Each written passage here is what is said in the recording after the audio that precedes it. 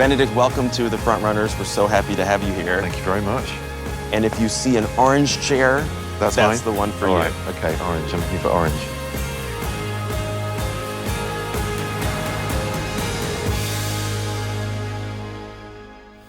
Benedict, let's recap the year that you've had so far. 12 Years a Slave, in which you co-starred, wins the Oscar for Best Picture.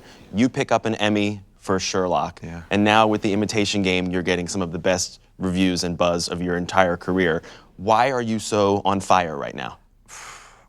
God, you've stumped me with your first question. I really don't have an answer for that. Do you feel like you're in the zone? Is it the work that you've been getting? What accounts for all of this? It's a lovely conflagration of things, isn't it? I think it's the fact that these things are coming out and have done over sort of a continual period of time. And, you know, I've just had some really, really lucky breaks and tried to capitalize on them. And, you know, I get nervous about the idea of moments because it's the long game for me. I want to be doing this in another 50 years, should I live that long. Right.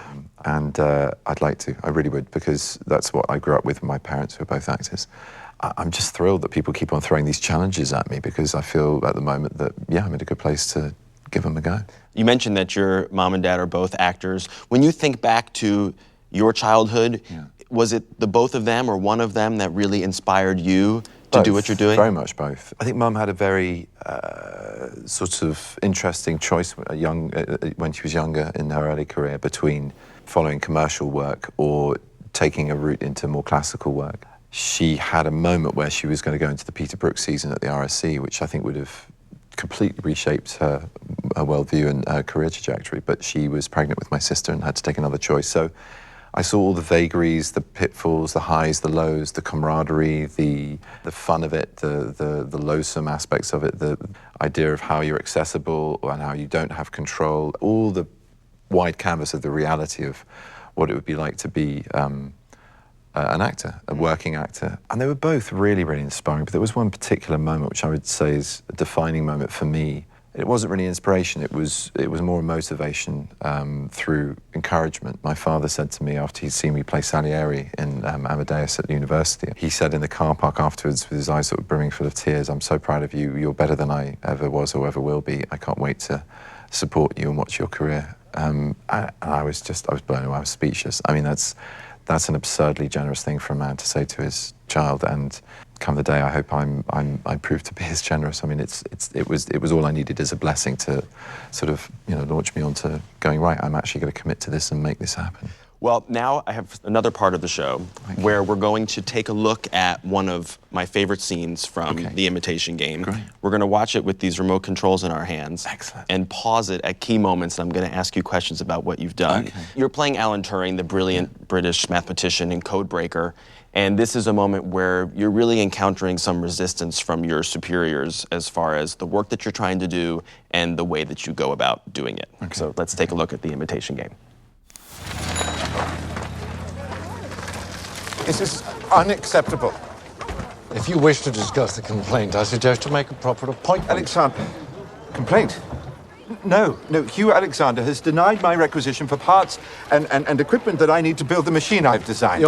Now, already when I watch this, I'm really taken by the manner of speaking. The voice is so particular and singular in this. How did you arrive at that? It's very well documented that Alan had a very pronounced stammer or stutter. I mean, the two things are the same. And it was something that he'd falter on a word, and as he was trying to complete it, his voice would often go high in pitch.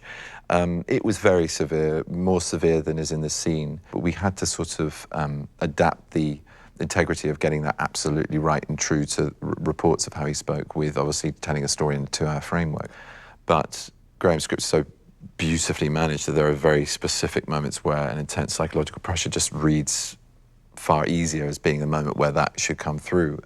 We worked very long and hard about how to approach this, and one of the keys was to have words which it's sort of on the in-breath rather than plosives and going, you know, that kind of thing, which can veer towards comedy or just be so awkward or, you know, involve a whole scene stopping just for that. And I didn't want it to become about playing a disability. I didn't want, but I also at the same time wanted to acknowledge what a struggle speech was, because the irony is this man who revolutionized communication through computing, coding, who dealt with secrets, not just his own, but the secrets of a nation, couldn't speak with great ease. He had a real problem. And it was there from very early on, and I think it informs a great deal of who he is as well as how he is.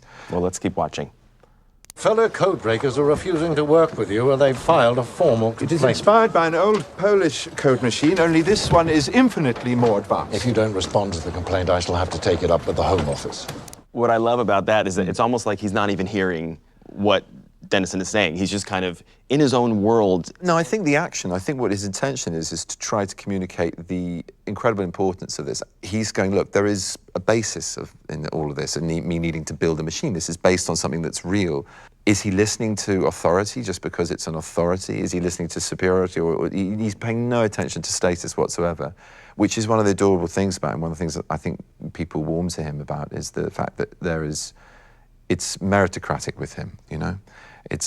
He won't just stand in a place that society fixes him. He believes that if his argument is strong, or anyone's argument or place, whether they're gay or whether they're straight or whether they're clever or not, you know, he believes in people being allowed to be themselves. It's very much at the key of who he is. So instead of it being, I'm more important than you, it's saying, please, will you listen to me? I know you're more important in your social sort of role, your status, but can we not do the status game here? Listen, this is the important thing, that we could win the war if you listen to me. Well, let's see if it works. Put those files by my desk. Fine, my response is they're all idiots. Fire them and use the savings to fund my machine. I only need about £100,000. I love that line so much because I feel like what that line encapsulates is this is a man who's arrogant and yet he's also charming. Yeah. And that must have been a very tough line to walk. It's very endearing. I mean, you wouldn't necessarily want to be Dennison, but you also realize that Dennison's a little bit stuck in his ways. So it is a kind of clashing of ideals. I feel he's completely justified in what he's trying to argue. And he's just said, well, you know, I have a solution. Listen to my solution. And I suppose it's arrogant in the face of what the status quo is. Yes, of course it is, because he's the new boy and he's coming in here telling this man who's a veteran of the First World War how to run the show. He's got no place in society to say that other than what we know and continue to discover, that he is utterly brilliant and unique in his way of thinking about how to solve the problem. Let's see how it continues. 100,000? Why are you building a machine? It's highly technical. You wouldn't understand. That is completely undercutting the value this man has, you know, and belittling his status. And I think that is emotional frustration. I think what I mean about the arrogance is that although he's getting het up, it's because he doesn't feel he's being taken seriously or being heard at all. And at that point, I think his emotions get the better of him. To accuse someone of just being too stupid to understand, that is arrogant, I think. Well, what I love and what we're about to see here is that on this take on you, your eyes are so locked on him, whereas earlier in the scene, there are moments where he's not 100% engaging. Yeah, but, interesting. But right here, it's locked. I suggest you make the effort to try.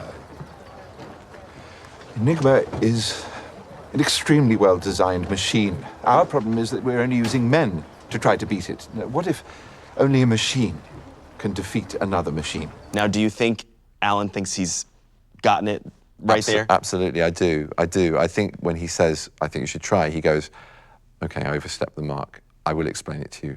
It's sort of unbeatable logic that we should try and mechanize this process. We're dealing with a machine. Why don't we build a machine to fight the machine? So, yeah, I think there's simpatico at that moment, actually.